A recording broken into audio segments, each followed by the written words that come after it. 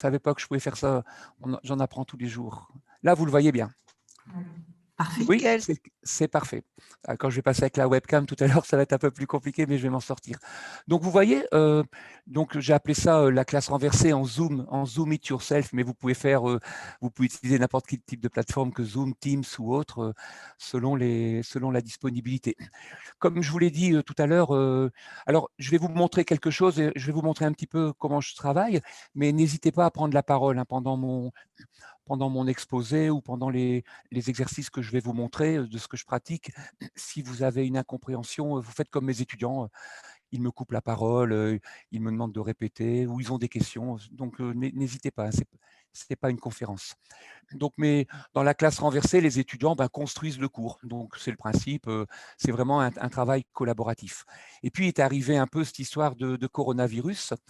Le clin d'œil à mon cours, c'est que moi, j'enseigne le coronavirus en génétique depuis plus de 15 ans. Et d'ailleurs, mes étudiants construisaient déjà des chapitres sur les coronavirus avant qu'il y ait la pandémie. Et donc, il a fallu se dire comment je peux passer ma classe, que vous voyez ici un petit peu à gauche sur ce dessin, qui était très collaborative en présentiel, comment la passer en distanciel. Encore aujourd'hui, il y a des étudiants qui peuvent se regrouper, puisque ce n'est pas un confinement total. Mais pendant le mois de mars, avril de l'année dernière, ils étaient confinés vraiment, comme tout le monde, individuellement. Et là, ça a été un peu compliqué.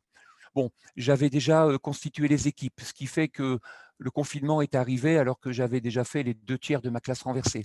Donc, c'était pas trop compliqué finalement. Par contre, cette année, à la rentrée, j'ai démarré avec un confinement presque généralisé, puisqu'à l'université, les étudiants ont été confinés rapidement, ce qui n'est pas le cas dans les lycées, collèges, écoles primaires. Et donc, il a fallu que je constitue des équipes et que je leur explique la pédagogie à distance. Vous savez, quand on veut innover en pédagogie, il ne faut pas juste dire j'innove pour innover, il faut expliquer le pourquoi. Donc, je leur explique bien à mes étudiants que la classe renversée, ça sert à favoriser les interactions, le travail collaboratif. Je leur dis que la meilleure façon d'apprendre, c'est d'enseigner. C'est pour ça que je leur demande de me faire le cours. Donc, il faut éviter de se trouver quand on est à distance dans cette situation. D'ailleurs, cette situation, le dessin que vous voyez, quand je le partage avec des profs, des fois, il y a des profs qui me disent « Ah ben ça, c'est l'élève chez lui, il ne sait pas comment faire ». Mais ça peut être aussi le prof. Parfois, c'est le prof, lui, qui, à distance, il n'a pas forcément l'habitude. C'est déjà compliqué de faire un cours magistral en distanciel. Alors, si en plus, on doit inverser ou renverser le cours, ça complique les choses. Après, il paraît que la contrainte provoque la créativité. Donc, plus la contrainte est forte, plus on réfléchit et plus finalement, ça peut amener à des innovations. Alors, la première chose qui m'a posé problème, et ça, je pense que chez vous, ça a dû être la même chose, c'est la gestion du temps. Donc, dans ma classe renversée, moi, je faisais des séances de 2 heures. Donc, pendant 2 heures, mes étudiants travaillent en équipe, ils sont autonomes. De temps en temps, je les réunis autour de moi et puis je leur fais une explication. On travaille en plénière, donc on le faisait déjà dans la salle de classe. Donc, ils sont en îlot, c'est des équipes de 6. J'ai 55 à 60 étudiants. Ils sont en îlot. Et puis, de temps en temps, ils me posent la question, je vais au tableau. Et donc, sur 2 heures de cours, eh bien, on peut se retrouver quelquefois 15 minutes ensemble, et puis le reste du temps par équipe. Et ça, ce n'est pas possible à faire à distance, parce qu'à distance, il faut réduire tous les temps. Autrement dit, ce que vous êtes capable de faire en classe, moi, ce que je suis capable de faire en classe 45 minutes, si je le fais à distance, je vais le faire entre 15 et 20 minutes. Et voilà, il faut réduire le temps. Le temps d'attention des élèves, il est raccourci à distance. Ça, c'est quelque chose que j'ai remarqué et que beaucoup ont remarqué. Les équipes maintenant. Donc mes équipes sont constituées de manière très choisie. Mes élèves ne sont pas mis au hasard. Donc quand ils construisent des chapitres, je fais ce que j'appelle un casting. Donc je mélange des étudiants avec des niveaux différents, ce qui me permet d'avoir des étudiants de tous les niveaux, de tous les profils dans chaque équipe.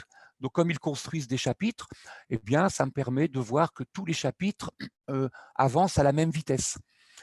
J'ai des collègues qui font des méthodes comme ça, où ils disent aux étudiants « mettez-vous comme vous voulez, par affinité ». Et là, ils ont souvent le problème de groupes qui avancent très vite, des groupes qui n'avancent pas, et c'est encore pire à distance. Donc, quand on demande à des groupes d'élèves de faire des choses compliquées, ou alors que tous les groupes avancent à la même vitesse, si vous les répartissez de manière aléatoire, ben vous allez vous rendre compte qu'entre un groupe qui avance vite et un groupe qui n'avance pas vite, eh bien vous ne gérez plus à distance. Donc, pour tout ce qui est production, donc moi, quand je demande à mes élèves de produire, je constitue mes groupes. Par contre, quand je demande à mes élèves en groupe de réfléchir 5 minutes à une question, de répondre à eux, de créer une question sur des exercices plus simples, là, ils peuvent se mettre de manière aléatoire ou je peux les répartir dans les salles euh, comme je veux. Là, je vois aucune différence entre le présentiel et le distanciel.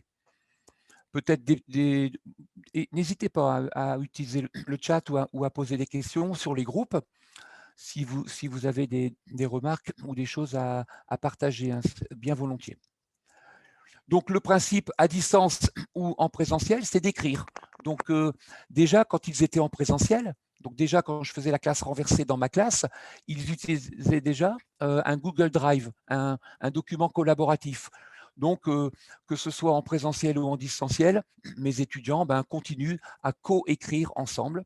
Donc, par exemple, l'équipe 1 construit le chapitre 1 et l'équipe 2 et l'équipe 3 sont capables de le lire parce que le document est collaboratif. Et lorsque un extrait du chapitre est trop compliqué, je demande à mes étudiants de surligner en jaune toutes les parties incompréhensibles. Autrement dit, ça oblige mes étudiants à écrire des chapitres compréhensibles par l'ensemble de la classe. Et donc, ils ont le droit de faire du copier-coller. Donc, ils vont sur Wikipédia, ils vont sur des ressources numériques, bibliothèques numériques. Ils ont le droit de faire du copier-coller, mais ce copier-coller, il doit être de courte taille et compréhensible par tout le monde. De toute façon, quand un groupe d'étudiants fait un copier-coller d'une page complète trop compliquée, pour gagner du temps, donc ils vont copier-coller un chapitre, les autres vont surligner et le travail doit être refait. Donc ils ont vite compris qu'on écrit ensemble au fur et à mesure que des notions que l'on comprend ensemble. Voilà, donc ça, j'ai aucune différence entre présentiel et distanciel. Là, par contre, c'est un exercice que j'ai appelé les tableaux tournants. Donc, je le fais avec des tableaux. Ça, je le fais en classe. Alors, ce n'est pas toujours des tableaux, hein. Des fois, je les fais travailler sur des feuilles, des grandes feuilles de paperboard. Donc, dans la salle de classe, les étudiants passent d'un tableau à l'autre.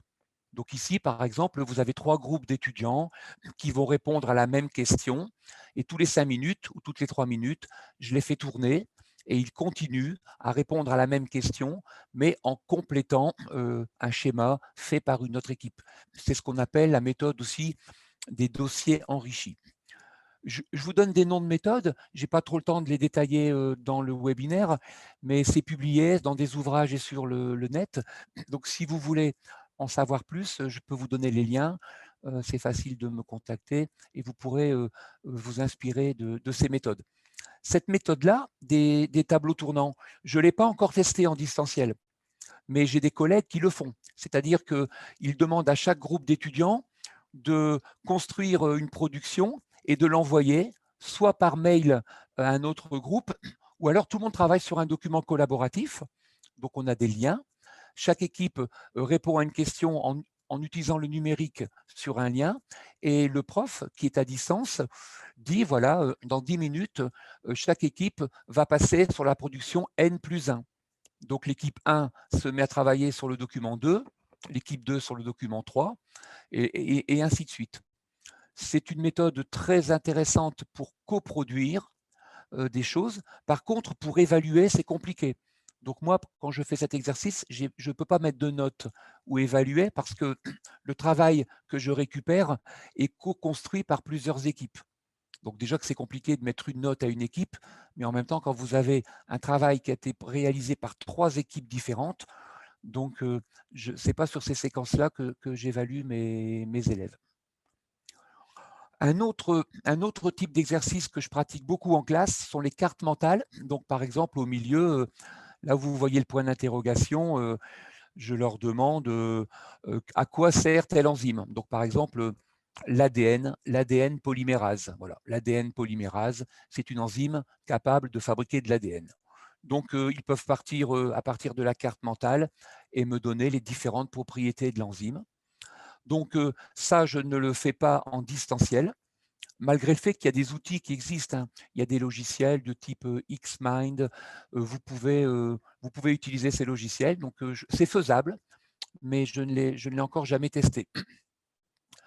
Si vous voulez faire des cartes mentales à distance, leur faire dessiner des cartes mentales, mais sans utiliser de numérique, vous pouvez très bien aussi leur demander de les dessiner. Et je vais vous montrer juste après avec la webcam comment on peut le faire, de les dessiner et de se les envoyer pour les enrichir. Ces méthodes de cartes mentales, j'ai un collègue ici à l'université qui les utilise pour l'évaluation. Donc lui, il a transformé son contrôle continu, pas tout le contrôle continu, mais il a transformé certaines interrogations en cartes mentales. Il a 50 élèves dans sa classe et ça le fatiguait de corriger 50 copies à chaque fois. Ça lui prenait une bonne partie de son week-end. Donc, au lieu de faire ça, il a réparti ses élèves 5 par carte. Donc, il a fait 10 groupes de 5 élèves. Et les élèves doivent répondre à des questions. Par exemple, la question que vous voyez au milieu de la carte, quels sont lui, il enseigne la monnaie et la finance, hein, il n'enseigne pas la génétique. Question centrale, quelles sont les conséquences du Brexit au Royaume-Uni? Et là, les groupes peuvent partir, les conséquences selon la flèche, les conséquences économiques, les conséquences sociales, les conséquences politiques, les conséquences, etc. Et donc, vous pouvez imaginer de faire la même chose avec Napoléon. Pourquoi Napoléon a gagné à Austerlitz, pourquoi il a perdu à Waterloo, et puis à chaque fois démarrer la stratégie, la météorologie, le contexte politique, etc. Donc, c'est vraiment intéressant d'utiliser ces cartes mentales. Si vous êtes à distance, vous pouvez aussi dessiner vous-même la carte mentale. Et si vous avez fait 5 branches, eh bien, vous répartissez vos élèves en 5 groupes à distance et vous demandez à chaque groupe de réfléchir sur l'une des branches. Voilà, donc ça vous permet, quand vous récupérez les productions de vos élèves, eh bien, de constituer la carte, et ça peut être vous le maître de la carte. Voilà. Est-ce que vous avez des petites questions sur ce que je viens de présenter? Et juste après, je vous montrerai des méthodes de restitution, des méthodes de présentation. Mais sur cette première partie, Alors, prenez la parole, ou si vous… Oui? Sylvie, si vous avez, si Hmm. vous voulez ouvrir votre micro, sinon Sylvie a posé une question dans le chat. Alors, ça serait bien que tu puisses me les lire parce que je n'ai pas accès au chat là pour l'instant. Je suis trop concentré sur Alors, les… je les Oui, transmets, oui. à moins que Sylvie m'interrompe et la pose directement. Mais la question, c'est, au cours de la même séance, est-ce que vous pensez que c'est mieux de conserver toujours le même groupe créé de manière aléatoire au début? Est-ce que cela peut créer une certaine proximité? Alors, moi, je fais les deux. C'est-à-dire que là, je continue à leur faire cours 2 heures. Donc, c'est toujours des cours de 2 heures en ligne. Sauf qu'à la différence du présentiel, je fais une pause de 5 minutes. Alors qu'en présentiel, il n'y a pas de pause. Ils travaillent, ils rentrent, ils s'organisent comme ils veulent. Mais en distanciel, je fais une pause. Sinon, ils ne tiennent pas les 2 heures. Et par exemple, dans la première heure, il peut y avoir un exercice de 15 minutes ou de 20 minutes où ils sont en équipe constituée. Et là, ils vont travailler sur leur chapitre. Et ça fait du team building. Parce que quand c'est des équipes constituées, ils ont la même note. Donc, ils vont travailler pour avoir la même note. Donc, ça marche bien en team building. Et la deuxième heure, par exemple, je peux leur faire un exercice de 5 minutes ou 10 minutes, où là, je change. Je les mets en groupe aléatoire, où je leur demande d'aller dans les groupes comme ils veulent. Là, il n'y a plus de team building, mais ça me permet de mettre des notes de groupe constitués, ou bien groupe aléatoire. Et je vous montrerai à la fin de mon exposé comment je les note avec un fichier Excel et comment j'ai transformé les notes sur 20 en score. C'est-à-dire comment je paye, c'est un terme un peu violent, mais comment je paye mes élèves en fonction du travail qu'ils fournissent, à la fois en groupe constitué, en groupe aléatoire et individuellement. Il y a 2 autres questions dans le Oui, chat, je me permets de te oui, les oui, oui, relayer. oui, oui. On nous demandait, est-ce que tu mets des notes par équipe? Oui, l'essentiel de mon contrôle continu, c'est des notes par équipe et des très bonnes notes, c'est-à-dire des points. Et donc, mes étudiants, quand ils ont fini de regarder leur contrôle continu, je vais dire 75% à 80% de leurs notes, c'est des notes collectives et pas toujours dans le même groupe. Et il y a 10 à 15% de leurs notes qui sont individuelles. Ça, c'est pour le contrôle continu. Tandis que pour l'examen, c'est purement individuel. Donc à l'examen, leurs notes, l'examen compte plus que le contrôle continu. Mais le contrôle continu, je valorise davantage le travail collaboratif qui est le vrai but de la classe renversée. D'accord, merci pour ces réponses. La carte mentale, l'évaluation par carte mentale, ça aussi enthousiasme beaucoup les gens dans le Oui, chat. je pourrais vous mettre en contact avec mon collègue parce qu'il y a une codification, parce que lui, il est capable de mettre une note collective et il va mettre des bonus individuels parce qu'il a un système pour repérer les étudiants individuellement sur un travail collectif. Du coup, il y a une autre question par rapport à cette carte mentale, mais peut-être que tu y as répondu en Oui, partie. oui. Pour la carte mentale, est-ce que si on va le faire en groupe, est-ce qu'on peut vraiment évaluer le niveau de chaque élève dans le groupe? Il y a une méthodologie avec des codes. Je l'ai jamais, moi, je ne le fais pas. Mon collègue le fait, mais pas en distanciel, il le fait en présentiel. Mais comme ça fonctionne en présentiel, il faut trouver l'adaptation. Ce qui est vraiment important à avoir en tête, c'est qu'une méthode qui marche bien en présentiel, vous ne pouvez pas forcément la transposer enfin, de la même manière en distanciel. Donc le code couleur qu'il utilise en présentiel, peut-être qu'il ne fonctionne pas en distanciel. Mais ça, c'est à tester, hein. Je ne peux pas présupposer, hein. Je vais vous montrer pour élargir un petit peu le partage d'outils et qu'on ne reste pas trop sur la carte mentale, je vais vous montrer quelques méthodes de présentation. Donc, j'utilise des méthodes de présentation très variées en classe, que pour certaines s'adaptent bien en distanciel et d'autres c'est plus compliqué. Par exemple, ici, vous avez le PowerPoint muet, le schéma muet. Donc, les élèves projettent un cours, un schéma. Bon, là, c'est des maths ou de la physique, ça peut être des bactéries. Et donc, la projection, il n'y a pas de présentation. Et ce sont les élèves dans la salle, dans la classe, qui réfléchissent en groupe et qui posent des questions ou qui disent « voilà ce que j'ai compris ». Ça marche super bien en distanciel et en présentiel. Donc, je peux, moi, projeter un schéma avec la plateforme Zoom, Teams ou autre, je projette un schéma et je dis aux étudiants, voilà un schéma, vous avez 5 minutes par groupe pour écrire tout ce que vous avez compris de ce schéma. Ils me rendent les résultats dans le chat, ils peuvent me les envoyer par mail, il y a plein de méthodologies ou le déposer sur une plateforme et je peux noter, je peux évaluer et noter ce qu'ils ont compris et après, je peux travailler sur des solutions. Donc, la présentation que l'on essaye de comprendre sans qu'il y ait de texte, ça marche en distanciel et en présentiel. Ça, c'est une autre méthode que j'ai appelée l'éclipse, qui marche super bien dans les deux cas. La projection, donc le schéma, le dessin, l'image, ce que vous voulez, le texte est projeté sur l'écran, comme je le projetais dans une salle de classe, et je leur demande de ne détailler et de n'écrire qu'une partie. Donc, je vois qu'il y a une production exhaustive, mais on va focaliser l'explication sur une partie. Voilà. Ça, c'est une autre méthode. Je donne juste le principe de manière très courte. Ça s'appelle trouver l'erreur. Donc, je fais une présentation où les élèves font une présentation et on y inclut obligatoirement une chose fausse, une fake news qu'on a préparée. Et là, les élèves, par groupe ou individuellement, c'est un peu ludique, doivent trouver l'erreur dans une présentation. Donc, je vais leur parler d'une enzyme ou d'une mutation pendant 10 minutes, et puis j'ai introduit 2 erreurs, et par équipe, ils doivent les retrouver. Ça focalise vraiment l'attention. Je ne l'ai pas encore fait en distanciel, cette méthode, mais ça devrait marcher. Cette méthode ici, ça s'appelle le karaoké. Et ça marche super bien en classe. C'est-à-dire que vous demandez à un élève, par exemple de l'équipe 5, qui n'est pas au courant, hein, vous prenez un élève du groupe 5 et vous lui demandez de présenter en 1 minute ce qu'il a compris du schéma du groupe 3. Donc cet élève se retrouve devant un schéma qu'il découvre et il essaye pendant 1 minute ou 2 de dire ce qu'il comprend. Et ensuite, vous l'arrêtez au bout de 2 minutes et vous demandez à l'équipe qui a préparé la présentation, est-ce qu'il a bien compris ce que vous avez voulu faire? Quel est votre avis? Donc, le groupe qui a préparé la présentation peut dire oui, c'est exactement ce qu'on a voulu dire, tout est OK, mais là, il s'est trompé, et puis en plus, il a oublié de dire telle chose. Donc là, vous avez un temps d'attention qui est très fort parce que pendant 2 minutes, on se dit mais comment il va s'en sortir? Et il se débrouille. Ensuite, pendant 3-4 minutes, le groupe corrige ou bien complète. Et puis le troisième temps, je demande à tous les autres élèves dans la classe, est-ce que vous avez des questions à poser d'incompréhension? Et là, en général, c'est le groupe qui a fait la diapo qui répond. Ça marche super bien en classe. Par contre, je ne l'ai encore pas fait en distanciel, mais c'est prévu pour la semaine prochaine. Voilà. Bon, ça, c'est une autre méthode qui, à mon avis, va être très compliquée en distanciel, mais que j'ai appelé le ping-pong.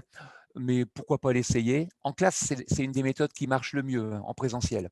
C'est 2 élèves, je prends 2 élèves de la même équipe, il n'y a qu'une seule diapo, donc vous prenez 2 élèves, admettons qu'ils aient travaillé sur, je ne sais pas, je vais reprendre la défaite de Napoléon à Waterloo, eh bien, ils vont vous expliquer à tour de rôle une phrase de chacun.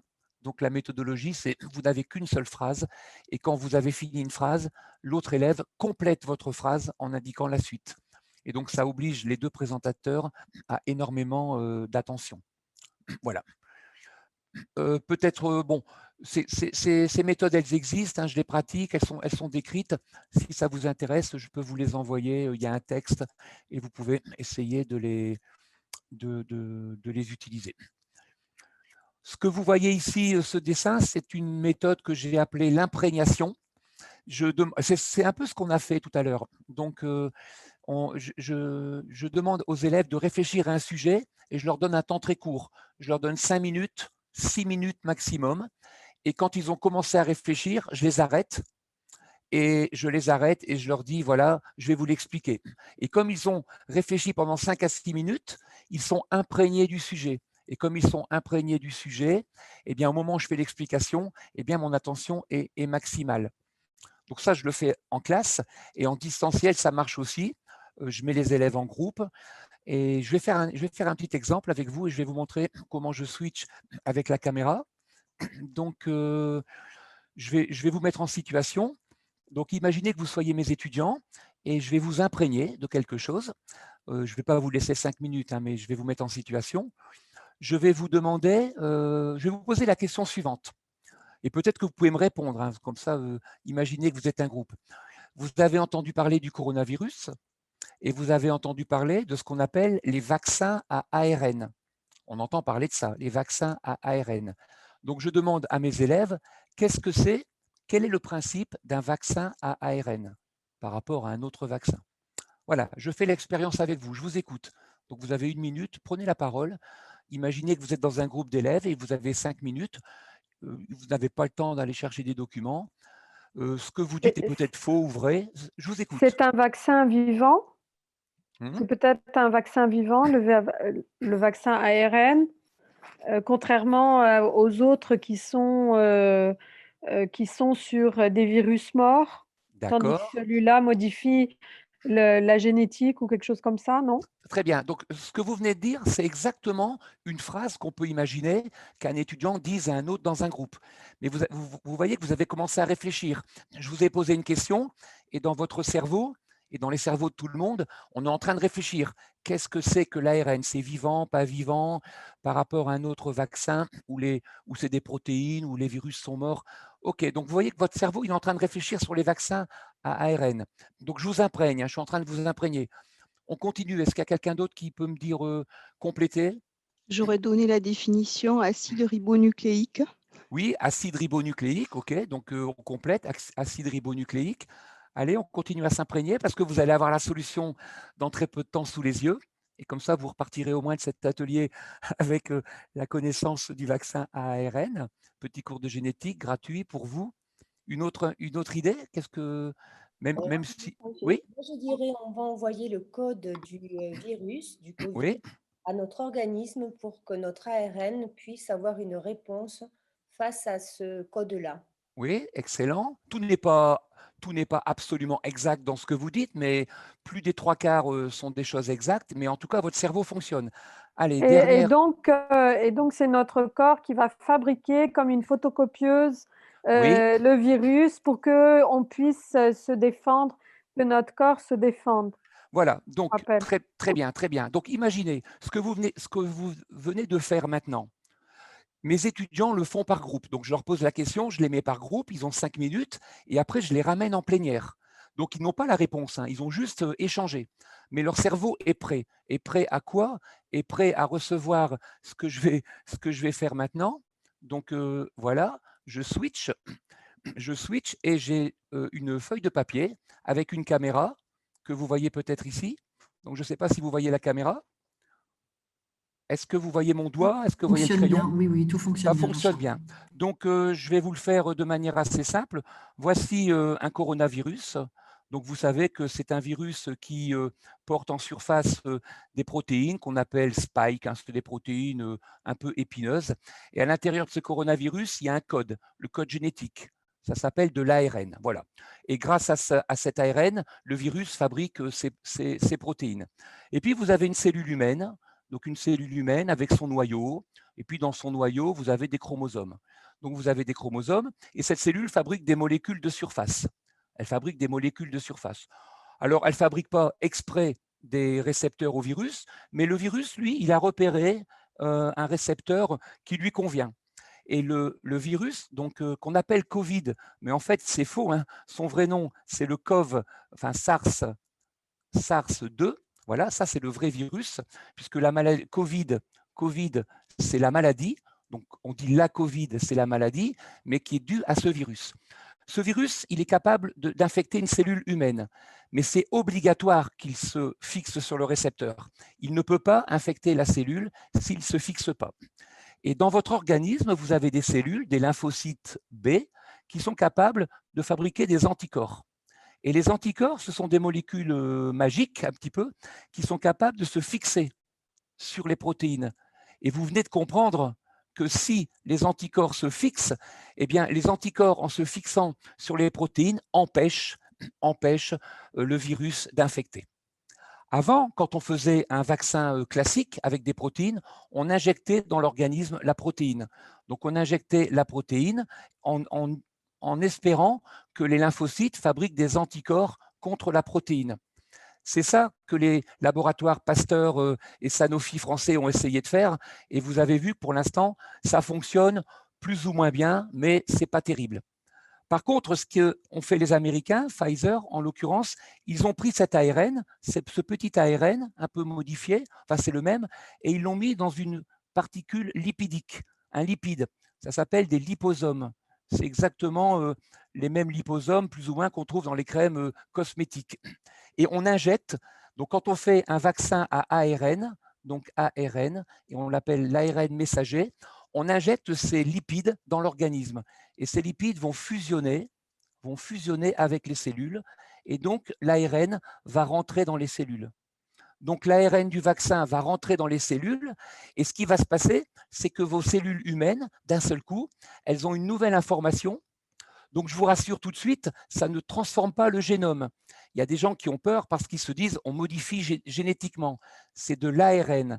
L'ARN, c'est très fragile. L'ARN, c'est très fragile. Rien à voir avec l'ADN. Donc, quand vous êtes vacciné, vous n'êtes pas un organisme génétiquement modifié. Ça va vite être détruit. Mais avant d'être détruit, vos cellules vont fabriquer des protéines virales. Donc, vos cellules humaines fabriquent des petites protéines. Et là, en fabriquant des petites protéines, vos lymphocytes vont fabriquer des anticorps, puisque ces protéines ne sont pas reconnues par l'organisme. Et donc, plus il y a de protéines virales qui sont produites, plus vous augmentez la réponse d'anticorps. Et donc, vous avez un organisme qui se retrouve avec énormément d'anticorps, même s'il faut refaire une injection, je dirais, 15 jours, 3 semaines après la première injection. Voilà, Excusez-moi, je peux Oui. vous demander, et le vaccin chinois, ça fonctionne de la même façon? Je ne peux pas vous le dire, il faudrait que je Ah bon. regarde. Je pourrais... Mais vous voyez ça, en tout cas, est-ce que vous imaginiez, il y a 10 minutes, me poser une question sur la composition du vaccin chinois Non, parce que j'ai une amie mais, dont le mari l'a fait et qui a déjà commencé à fabriquer des anticorps. Donc, c'est pour ça. Je me Oui, tout demandais à si fait. c'était le même principe. C'est pour ça. Oui, mais je peux. Mais alors, c'est ce que je dis à mes élèves. Hein, donc, j'invente rien. Je leur donne pas des mauvaises réponses jamais.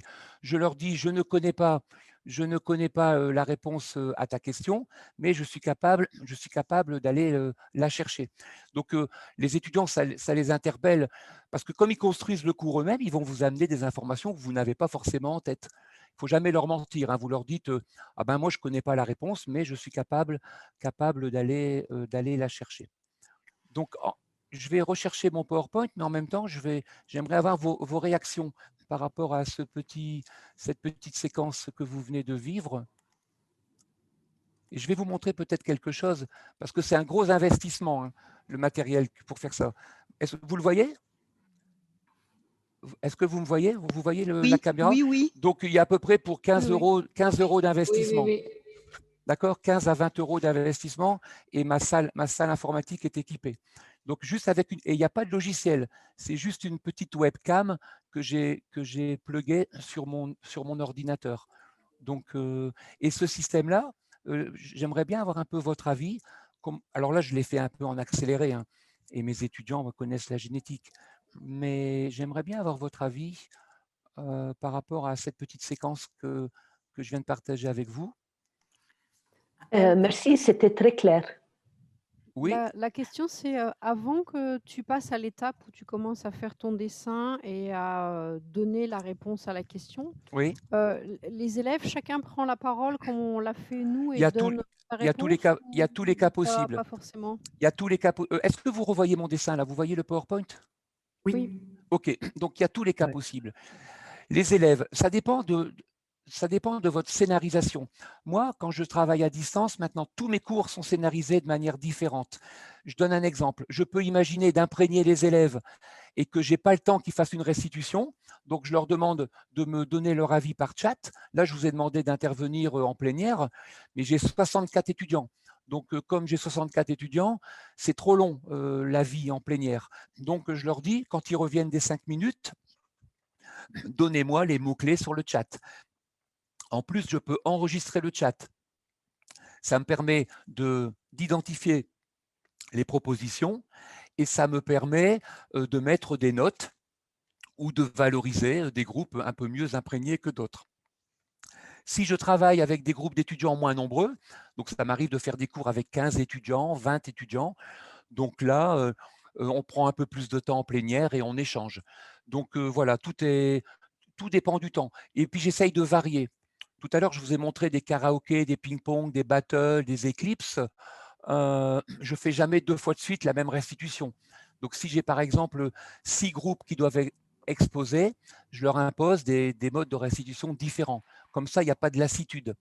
De même que si j'imprègne, vous voyez les élèves ici sur ce dessin, ils sont en train de réfléchir, ils ont 5 minutes. Voilà, ils sont dans une salle de classe. Quand ce n'est pas possible, eh bien, on le fait à distance. Eh bien, selon le temps, la restitution peut être différente. Jean-Charles, j'en Oui, profite pour te poser une question oui, qui oui, est passée dans le chat, mais à oui, laquelle on n'a oui, pas encore répondu. oui. Pour ce qui est des groupes dans la coécriture, comment évaluer le niveau de chaque élève et surtout comment différencier, comment mettre en place une différenciation si la constitution du groupe est variée? Alors, j'ai la réponse ici. Ça s'appelle la détection des passagers clandestins. Donc, vous voyez ici, dans un groupe, comme je mets la même note à tout le monde, comment repérer celui qui profite du groupe? Parce que c'est la même note, hein. Donc, si je mets 20 points, 30 points ou 40 points, tout le monde a la même note. Donc, comment je vais repérer ceux qui bossent un peu plus par rapport à ceux qui bossent un peu moins? Là, c'est un problème en distanciel. Quand j'étais en présentiel, je n'ai pas de problème. En présentiel, je voyage entre mes groupes d'étudiants, je vois très vite, au bout de plusieurs semaines, une semaine, 2 semaines, 3 semaines, ceux qui s'impliquent plus que d'autres.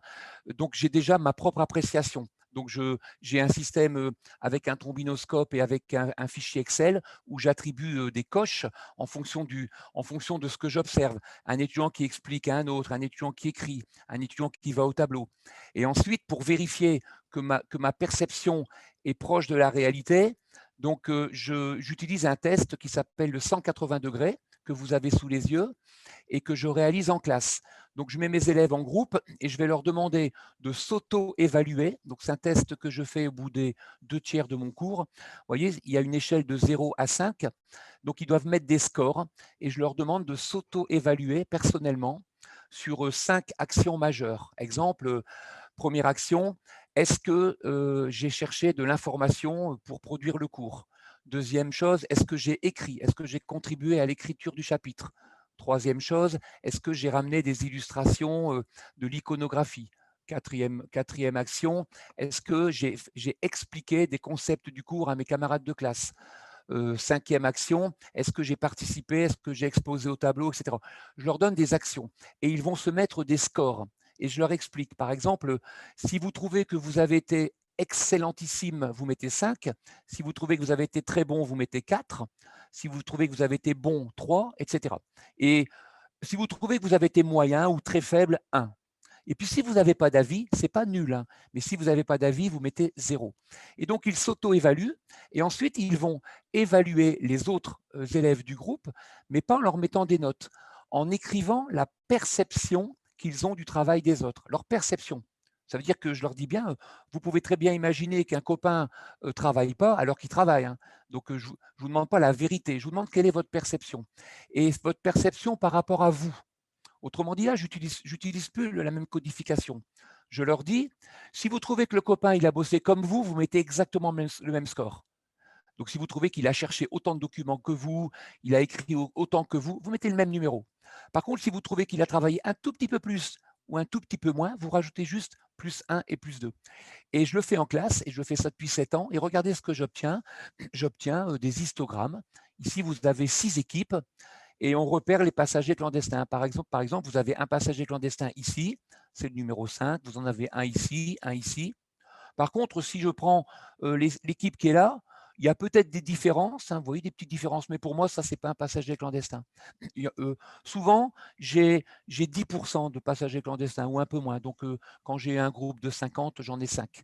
Eh bien, figurez-vous que chaque année, tous les passagers clandestins, enfin, je les appelle comme ça, mais ce n'est pas négatif, hein, c'est dans le sens, ils peuvent profiter d'un groupe dans une matière et pas dans une autre. Hein. Et donc, tous les élèves qui contribuent moins au cours et que j'ai repérés, eh bien, les groupes les ont toujours repérés.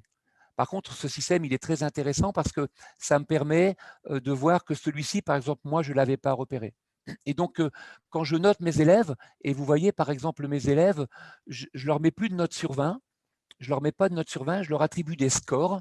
Donc ici, vous voyez, par exemple, l'année dernière, à la fin du semestre, ils n'ont pas des notes sur 20, mais ils ont des scores. Les scores les plus élevés, ici, c'était 120, 160 points. J'ai des élèves qui ont 140. Et bien donc, je peux moduler. C'est le seul moment où je retire des points. Je peux moduler la note de certains élèves par rapport à ma confrontation entre ma perception de ce que j'ai vu en classe et le test du 180 degrés. Et pour terminer, oui. J'ai pas compris dans ton test si les notes de 180 degrés, c'est les notes que tu prends en compte. Non, je ne les prends pas en compte. Enfin, pas les notes, mais c'est ce que tu as marqué sur ton test, c'est une note d'auto-évaluation ou si c'est les notes d'évaluation par les autres élèves du groupe. Ah oui, pardon. Ce que j'ai présenté ici, c'est les élèves. Donc moi, je ne note pas. Moi, je repère les passagers clandestins et je les identifie. Tandis que les scores que vous voyez ici, ce sont les élèves qui les identifient par eux-mêmes. Mais on est d'accord que c'est l'évaluation, c'est le groupe qui évalue chacun d'entre eux. C'est pas l'élève qui s'auto-évalue. Non, l'élève, dans la première étape, s'auto-évalue. Donc un élève par exemple, je suis un élève et on me pose la question, est-ce que tu as écrit, c'est-à-dire que le chapitre a été écrit par tous les élèves du groupe, est-ce que toi tu as contribué à l'écriture? Donc si moi je trouve que j'ai écrit pas mal de choses dans le chapitre, je dis oui, j'ai été très bon et je me mets 4. Je me mets 4 parce que je trouve que j'étais très bon. Et quand je réfléchis aux autres, tous les autres élèves dont je pense qu'ils ont bossé autant que moi, je leur mets 4, je ne réfléchis pas, je leur mets 4, ils ont bossé comme moi. Par contre, si j'ai la perception qu'un copain ou une copine a travaillé un peu moins, ben, comme je me suis mis 4, je lui mets 3. Mais dans un autre groupe, un élève qui s'est mis 5, il va mettre 4. Ce qui fait que ce que vous voyez ici, ce n'est pas des notes. Ça m'est égal qu'il soit à 5 ou à 4. Ce qui m'intéresse, c'est la différence. Donc, je pourrais vous l'envoyer le test. Hein. J'ai toujours pas compris en fait. Non, mais je ne pourrais pas vous l'expliquer comme ça va prendre 2 heures. Si vous voulez, vous pouvez me contacter, je vais vous l'expliquer. Ce que je vais vous partager avec vous ici, c'est de vous dire que je tiens compte de ce que j'observe en classe et je tiens compte de ce que les étudiants observent dans leur travail de groupe. Et ce qui m'intéresse, c'est la confrontation. Donc, jamais je ne réduis ou je module la note d'un élève s'il n'y a pas une correspondance entre le travail du groupe, l'analyse du groupe et la mienne. Cette méthode des 180 degrés, elle est impossible à faire à distance. Je n'ai pas pu le faire à distance. Et pourtant, il m'a fallu repérer les passagers clandestins à distance. Et donc, ce que j'ai fait, c'est que j'ai utilisé une autre méthode, là, je n'aurai pas le temps de vous l'expliquer, qui s'appelle une méthode de vote pondéré, qui marche très bien à distance, qui est moins précise que le 180 degrés, mais qui m'a permis quand même de repérer les passagers clandestins à distance et non plus en présentiel. J'ai une question, Oui. s'il vous plaît. Oui. Est-ce qu'on va alors considérer les élèves qui n'ont pas eu l'échelle un peu plus loin, là? Est-ce qu'on va les considérer comme des élèves en difficulté? Ah non. Et comment on va les aider alors? Est-ce qu'on va leur procurer vraiment une aide à part que les autres ou est-ce qu'on Oui. va y expliquer seulement là devant tout le monde ce qui est incompris dans le cours? Oui, non, ça c'est autre chose. Ici, ce que vous voyez dans le test, c'est juste ce qui m'intéresse dans un test comme ça, c'est la différence, le delta. Donc ce test, ça m'est égal, 3, 4, 5, 6, ça ne veut rien dire. Ce qui m'intéresse, c'est le delta. Ici, très clairement, dans l'équipe 1, il y a visiblement un élève qui contribue beaucoup moins au travail collectif que les autres.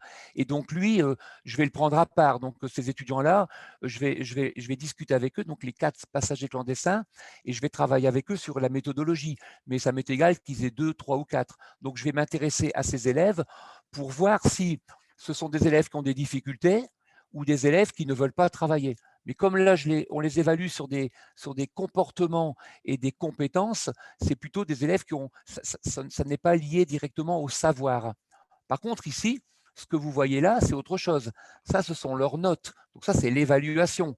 Donc un élève, par exemple, qui a 140 points ou un élève qui a 50 points, ça veut dire qu'il a produit du travail de qualité, en quantité voulue, qu'il a respecté les livrables. Et donc, très clairement, ici, les 1, 2, 3, 4, 5, 6, 7 élèves ou 8 qui sont plus faibles, c'est parce que c'est la qualité de leur travail. Je vous rappelle, je l'ai dit rapidement, mais ils ont des contrôles par équipe, mais ils ont aussi des notes individuelles. Donc, par exemple, quand je leur pose des questions individuelles, donc ils répondent de manière individuelle. Donc, je leur mets des points individuels. Et donc, vous voyez que ce qui explique, par exemple, vous avez remarqué ici que dans un groupe, il n'y a quasiment pas 2 élèves qui ont la même note. Pourtant, ils travaillent en groupe. Mais parce qu'ils ont des bonus ou ils ont eu des points des fois dans un autre groupe. Et donc ça, c'est ce qui me permet d'avoir une notation en contrôle continu qui mélange à la fois la vérification des connaissances, mais en même temps l'implication dans le travail du groupe. Voilà. Jean-Charles, une question qui Oui. nous arrive dans le chat, Oui. une question en plusieurs étapes. Oui. Par rapport à l'évaluation déjà, Oui, comment oui. est-ce que tu fais en distanciel, contrôle continu, pas contrôle continu? Fanny nous évoque la possibilité peut-être de pouvoir faire un quiz flash surprise en cours de visio. Je fais ça. Voilà, et ensuite, que penses-tu des enchaînements de séances en distanciel de type 8 heures de visio par jour? Ah oui. Oui. Et quels conseils tu pourrais donner aux enseignants du supérieur pour adapter leurs interventions? Oui. Alors, le plan de travail. Alors, à distance, pour évaluer les élèves à distance, c'est marrant parce que j'ai presque plus de méthodes pour les évaluer à distance qu'en présentiel. Et donc, cette année, j'ai un fichier Excel, hein, je ne l'ai pas sous les yeux, mais j'ai un fichier Excel et je ne sais plus où il est passé, mais il n'est pas en dessin. Donc, ça, c'est les scores. J'ai un fichier Excel et aujourd'hui, je leur fais faire des quiz flash. Je leur demande de répondre à des questions par groupe, individuelles. Je leur demande aussi, j'ai un forum, donc j'utilise Moodle, j'utilise des sondages à distance, j'utilise des tas d'outils. Hein. Et par exemple, ici, regardez, c'est du vote. Donc, par exemple, c'est très clair. Demain, j'ai cours avec eux. Demain, j'ai cours avec eux de 10h à 12h. Eh bien, dans la moitié du cours, ils vont travailler sur leur chapitre. Donc, la moitié du cours, ils vont travailler sur leur chapitre, produire des choses et me poser des questions. Donc, ils vont m'appeler dans les groupes. Mais l'autre moitié, la deuxième heure de cours, je vais leur faire des séquences, je dirais, magistrales. Donc, vous voyez, je vais leur faire un cours comme ça. Donc, pendant un quart d'heure. Pendant un quart d'heure, je vais leur faire un cours magistral. Je vais utiliser la webcam que vous avez vue, ou je peux utiliser un PowerPoint. Et d'ailleurs, cette partie, elle est filmée. Mais le chapitre, le sujet que je vais leur travailler demain, mettons entre 10h30 et 11h moins de quart, je ne le connais pas aujourd'hui. Pourquoi je ne le connais pas? Parce qu'ils votent en ligne. Donc, ils utilisent les sondages, ils choisissent. Donc, vous voyez, par exemple, chapitre 1, chapitre 2, chapitre 3. Donc, ils vont voter et ils vont voter en priorité sur des parties du cours qu'ils n'ont pas compris. Donc, les chapitres avancent. Donc, vous voyez bien, les chapitres se construisent. Et puis, si les élèves n'ont pas compris du tout la partie 4 du chapitre 2, eh bien, je l'ai ce soir. Ce soir, je vais regarder le forum. Donc, ce soir, en rentrant chez moi, avant le couvre-feu, je vais regarder le forum. Et demain matin, la partie focalisée de 15 minutes, elle sera purement sur les questions qui auront eu le plus de voix. Donc, je m'adapte. Ils me posent des questions et je deviens l'élève. En fait, ils sont professeurs. Ils me posent une question. Ils n'ont pas la réponse. Et moi, je deviens le bon élève qui va leur donner la réponse. Voilà. Et après, la deuxième partie de la question, qu'est-ce que je pense des enchaînements? Je pense que c'est aberrant. Donc, c'est le dessin que j'avais fait ici. Je pense, voilà, vous l'avez ici. La gestion du temps, elle est très compliquée parce que on peut pas. Moi, mes étudiants, ils font des cours de 2 heures. Après, ils enchaînent 2 heures. Donc, j'ai des collègues qui font 2 heures de magistral. Donc, j'ai encore beaucoup de collègues qui font 1 heure de cours, 5 minutes de pause, 1 heure de cours. Là, les étudiants, des fois, ils enregistrent, je sais pas, ils enregistrent en Zoom ou ils se débrouillent, mais c'est inhumain. D'abord, moi, ce que je fais, c'est que quand je fais 2 heures de cours, la partie magistrale, elle dépasse jamais une demi-heure. Donc, j'arrive à caler une demi-heure de magistral bien choisie. Et le reste du temps, c'est on travaille sur de la coproduction, je réponds à des questions et j'utilise le forum. Donc, des fois, je leur dis utilisez le forum. Et quand je rentre chez moi, je travaille par exemple 1 heure. Je travaille 1 heure et je réponds aux questions du forum et ça complète le cours. Mais vous pouvez pas leur faire ingurgiter. Ils ont les yeux tout rouges. En plus, ils bougent pas, ils sont assis. Dans ma classe renversée, ils bougent, ils se remuent. J'ai une question, s'il vous plaît. Oui.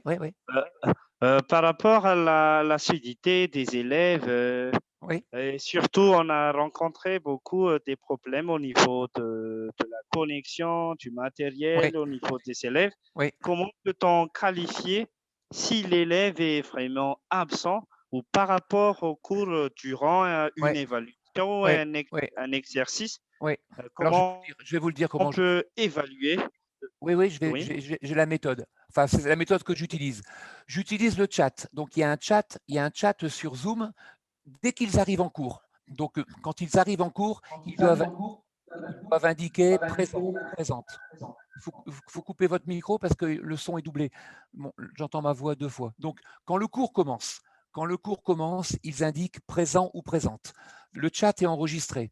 Donc, je connais les présents. Ça me prend vraiment 1 minute à peine pour faire l'appel, puisqu'ils écrivent présent. Ensuite, quand je les mets en groupe, toute production de groupe, ils doivent indiquer les noms des élèves qui ont participé.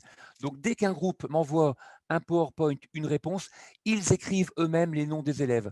Je peux vous dire que comme je leur mets une note de groupe, s'il y a 3 élèves, ils vont écrire les noms des 3 élèves. Ils ne vont pas écrire le nom du copain parce qu'ils ne vont pas accepter qu'un absent ait des points.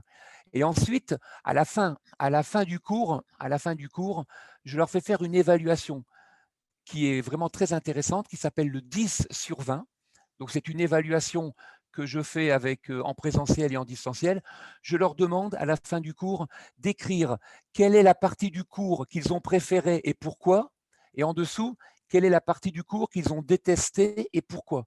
Et donc, ils sont obligés d'écrire avant de partir, sinon ils sont considérés comme absents. Ils sont obligés d'écrire en une phrase quelle est la partie du cours qu'ils ont préférée et quelle est la partie du cours qu'ils ont détestée. Et ils doivent me l'envoyer en message personnel sur le chat, ce qui fait qu'ils ne peuvent pas recopier ce que les autres écrivent.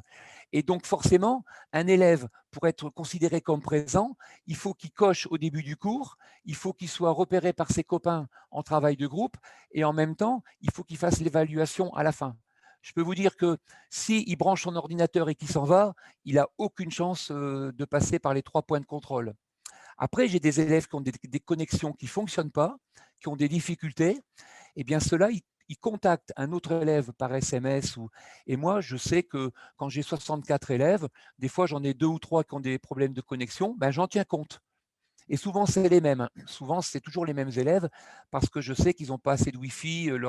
ils n'ont pas de filaire, etc. Donc là, je trouve un autre moyen avec eux pour régler le problème. Mais voilà un peu la méthode que j'utilise.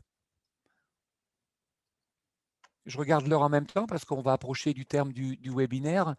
Et ça, si vous voulez, cette méthode-là, quand on terminera l'atelier, je peux vous proposer de la faire. C'est-à-dire que, et d'ailleurs, vous pouvez même commencer à le faire maintenant, vous avez le chat et vous allez faire exactement comme mes élèves.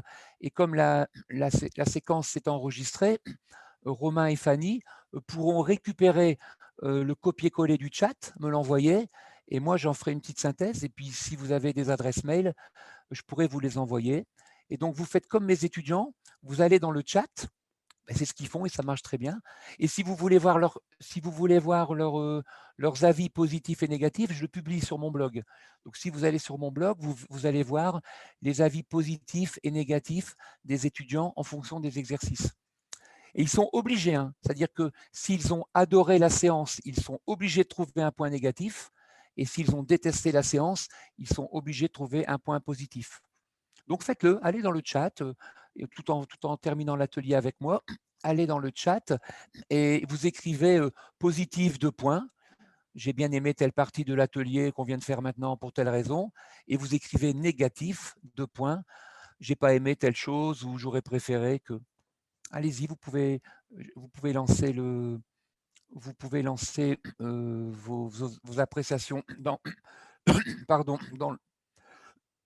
excusez-moi, dans le forum. Ici, pour celles et ceux qui n'ont pas mes coordonnées, c'est très facile. Si vous m'envoyez un mail ou si vous me contactez, eh bien, je peux vous envoyer des liens, des vidéos, des extraits de cet ouvrage dans lequel on trouve un peu les méthodes que je viens de décrire. Et je profite du webinaire pour faire un petit buzz, même s'il n'est pas encore en vente. Mais ça, c'est la suite qui va apparaître au mois d'avril. Le cactus à roulettes, il y a 300 pages de méthodologie, d'ateliers pour créer des exercices collaboratifs qui permettent de développer, je dirais, la créativité en équipe. Et dans cet ouvrage, dont à peu près la moitié des exercices sont déjà publiés sur LinkedIn ou sur mon blog sur EducPro. Donc, ce n'est pas la peine d'attendre l'ouvrage pour aller voir ces exercices. On peut les trouver un peu partout. Celui-ci, c'est un peu plus connu. Voilà, je regarde l'heure. Là, maintenant, il est 15h30. Peut-être on peut repasser en fin de partage d'écran. Je vais faire ça. Alors, arrêtez le partage d'écran. Voilà, je vous récupère en mosaïque. Et je pense que Fanny et Romain sont toujours dans les parages. Je pense qu'on va conclure. On va conclure l'atelier ensemble. Mais s'il y a encore une ou deux petites questions qui vous brûlent les lèvres, allez-y. Soit j'y réponds rapidement, soit je vous répondrai plus en détail en utilisant le mail ou les réseaux sociaux. Moi, la seule remarque que j'aurais à faire, c'est que je suis assez admirative de cette classe renversée. J'ai des élèves qui sont au collège ou en lycée. En lycée, ils sont jusqu'en seconde, où j'ai des premières et des terminales en enseignement scientifique. Mais sur des niveaux qui sont un peu petits, de faire que la classe renversée et de les évaluer et travailler à plein comme tu le fais dans le supérieur, j'ai du mal à l'imaginer dans mon enseignement collège, début de lycée, avec des élèves qui sont quand même encore moins matures. Et en plus, cette évaluation avec un contrôle continu et qui va être vue comme étant beaucoup du collectif, ça peut aussi avoir du mal à passer parfois vis-à-vis de la hiérarchie ou des parents. Donc, oui, alors ça, c'est intéressant. Enfin, tout est intéressant, mais déjà, il est hors de question, personne ne fait de la classe renversée à 100%. Donc, mes étudiants ont des cours normaux et ça connecte. Donc, les innovations pédagogiques, même les plus poussées… Oui, en tout cas, on peut pas imaginer de faire 100% d'innovation pédagogique parce que l'innovation pédagogique, ça permet de donner le goût et que les élèves aient à nouveau envie d'aller dans des cours normaux. Et donc, l'innovation pédagogique, elle renforce les cours académiques. Donc, il faut surtout pas voir toutes ces innovations comme 100% de la méthode. Après, moi, je fais de la classe renversée à un niveau supérieur, mais il y a des enseignants qui font ça en CE1, CE2. D'ailleurs, à la maternelle, l'école maternelle, ça se fait énormément, mais bon. Donc, en tout cas, dans les écoles primaires, lycées, collèges, j'ai beaucoup de contacts de gens qui… Alors, soit ils n'osent pas renverser leur classe, mais ils vont renverser un chapitre. Le prof de maths, par exemple, lui, il va renverser un chapitre.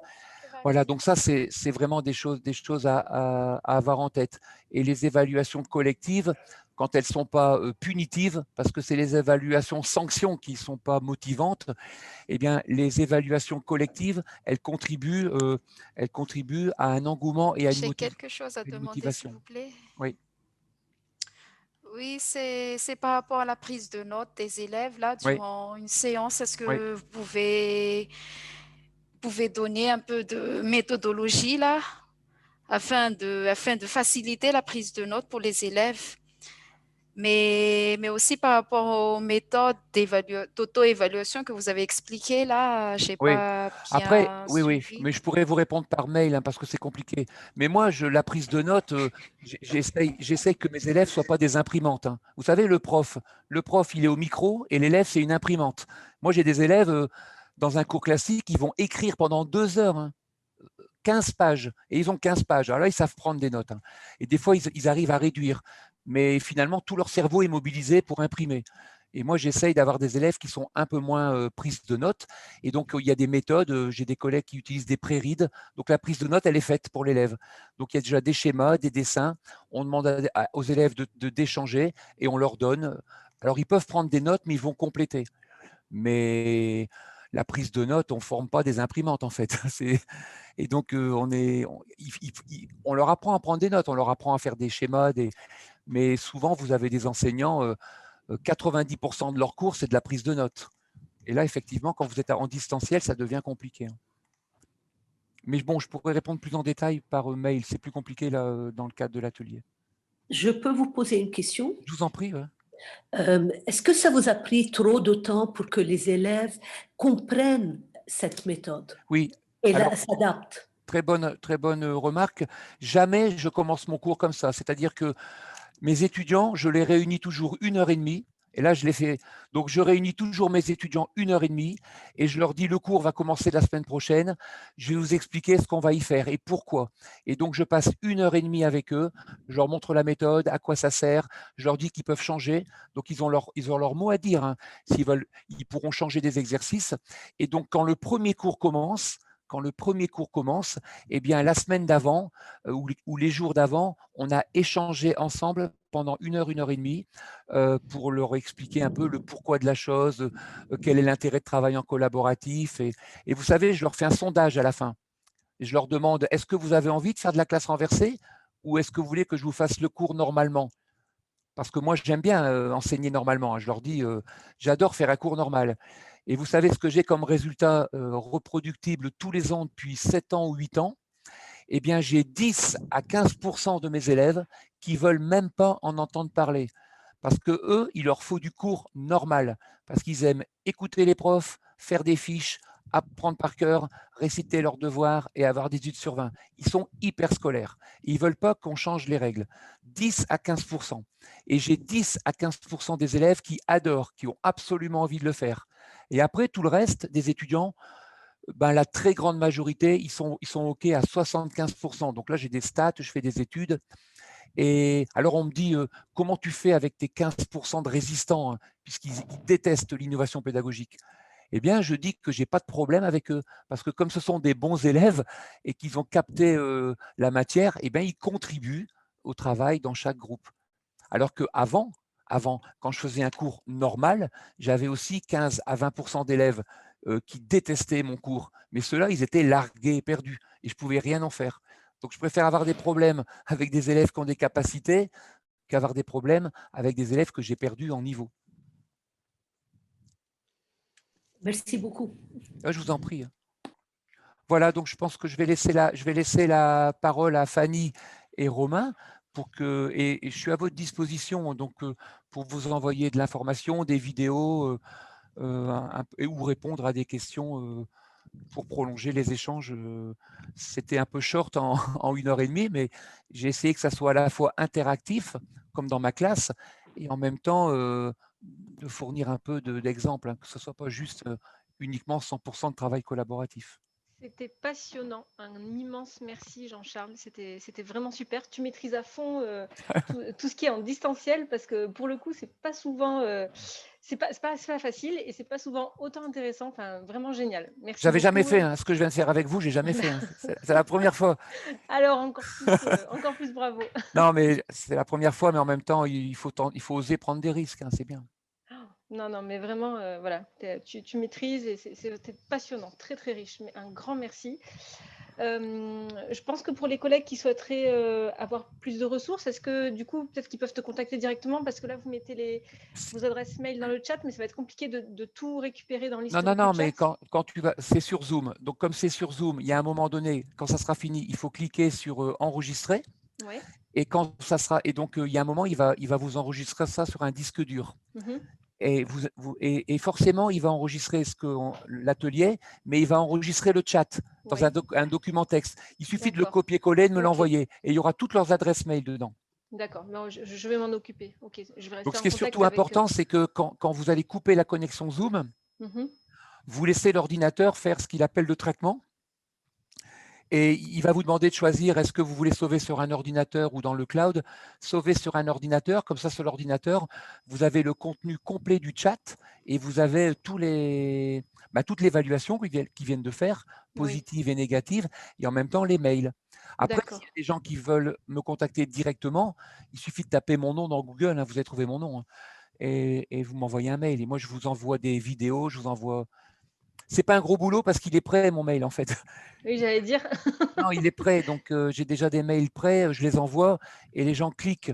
Tu as des mails types. Ouais, c'est des mails types, mais avec des thématiques, évaluation, 180 degrés. Donc, quand vous cliquez sur les liens, vous avez un petit article et une vidéo. Donc, des fois, les gens sont surpris, ils se disent ah, il a pris tout ce temps pour me répondre en 2 pages, mais non, le mail, il est préparé, quoi. Ok, super. Bon, eh ben, écoute, merci beaucoup à toi. Merci à tous d'avoir participé à ce webinaire. Je remets dans le chat le lien vers la présentation de l'association. Si certains d'entre vous veulent avoir, les contacts, les liens, et aussi il y a un formulaire pour qu'on puisse garder trace de votre mail afin de vous mettre dans la boucle aussi de la com sur les différents événements. Voilà. Le dernier petit conseil qu'on peut dire aux profs, c'est tous les profs savent utiliser un tableau, hein. Les profs savent tous utiliser un tableau en classe. Achetez une petite webcam comme ça, vous la mettez sur un pied. Tous les systèmes à distance, CNED et tout, permettent de le mettre. Tous les systèmes. Il y a juste une clé USB, vous le mettez. Et donc, vous adaptez, vous faites des essais et vous êtes capable avec un bloc-notes, parce que vous avez un bloc-notes, une webcam, et vous avez une classe hyper active. Ah oui, l'exercice d'imprégnation, là, c'était incroyable. Mais je l'ai fait qu'une fois, hein, je l'ai fait avant-hier. Mes étudiants, ils m'ont dit, monsieur, mais faites que ça. Ils m'ont dit, on adore. Super. Tu utilises, du coup, tu définis une caméra différente pour la session Zoom et pour le partage d'écran, c'est ça? La seule difficulté, c'est que moi, quand vous avez Zoom ou autre, il faut qu'il y ait une version qui vous permette, quand vous avez toujours micro et vidéo. Dans toutes les versions, vous avez micro et vidéo. Et quand vous allez dans vidéo, il y a souvent un petit chevron, il vous demande de choisir quel micro ou quelle vidéo. Et dès que vous avez branché ça, sur votre ordinateur, il vous le reconnaît comme un périphérique. Donc forcément, il suffit de cliquer dessus et puis vous allez dessus. Ok, c'est comme ça que vous faites pour switcher. Oui, ça dépend si c'est Zoom. Oui, tout à fait. Mais après, vous pouvez demander à des gens de vous aider. Moi, j'y connais rien en informatique, hein, je bidouille, hein, je fais comme je peux. En fait, ce que vous venez de faire, ça crée de la proximité comme si vous étiez en conseil individuel. C'est surtout ça qui est important. Le fait d'écrire et de parler en même temps, ça recrée la relation de duo qui n'existe plus. Et vous avez dit le mot exact, duo. Parce que quand vous êtes au tableau, dans une salle de classe, quand vous écrivez au tableau, tous les élèves ne sont pas captés sur ce que vous écrivez au tableau. Par contre, quand vous êtes à distance et que vous avez ça, c'est un duo. Les élèves, ils sont complètement collés sur votre bloc-notes. Ça veut dire que la proximité, quand j'utilise la webcam, je suis en présentiel en fait. C'est ça, on est dans une en relation de présentiel de formation. relation, exactement. Voilà. Et quand vous êtes dans une salle de classe sur l'estrade et que vous écrivez au tableau et qu'il n'y a que 3 élèves qui vous écoutent, ben vous êtes en distanciel. Tout à fait, même dans un amphi, ça arrive très souvent. Dans un amphi, c'est encore pire. Voilà, mais là, ce qui est important, c'est les émotions. Et vous savez qu'on apprend avec les émotions. Ouais. Et donc là, vous recréez quelque chose d'individualisé, de personnalisé, alors que ça, c'est vraiment bien. C'est ça qui est bien, c'est la relation. Ben voilà, donc je suis content d'avoir partagé avec vous mes 2 jours d'expérience, parce que ça fait que 2 jours que je fais ça seulement. Bravo. C'est super, je vais acheter une webcam. Moi, j'ai honte, on me l'a prêté, c'est même pas la mienne. Je rejoins du coup à Fanny et Romain pour vous adresser tous les remerciements de l'équipe de la CLIS et puis de l'atelier Canopée de Marseille pour cette heure et demie passée ensemble. Il est déjà 15h44, alors je sais que d'aucuns ont peut-être des obligations par ailleurs. Donc, merci infiniment. Je crois que tout le monde attendra avec grande impatience les documents parce que vous avez subjugué tout le monde. Non, il faut partager, les profs doivent discuter et partager leurs expériences. Ce qui est important, c'est de partager les expériences et tout le monde peut subjuguer tout le monde et intéresser si vous dites ce que vous faites dans la classe, quoi. Il faut raconter vos métiers entre matières différentes et vous inspirer.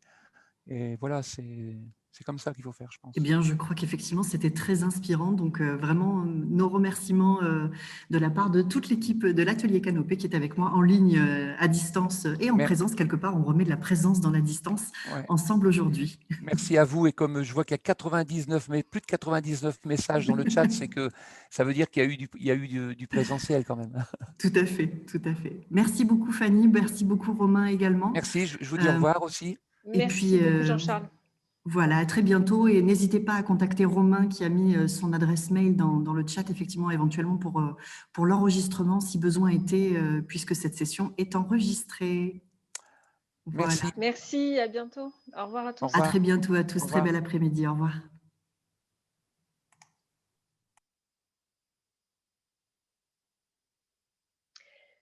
Bruno, est-ce que tu es là, s'il te plaît? Oui, tout à fait, je suis là. Oui. Ah, super, merci.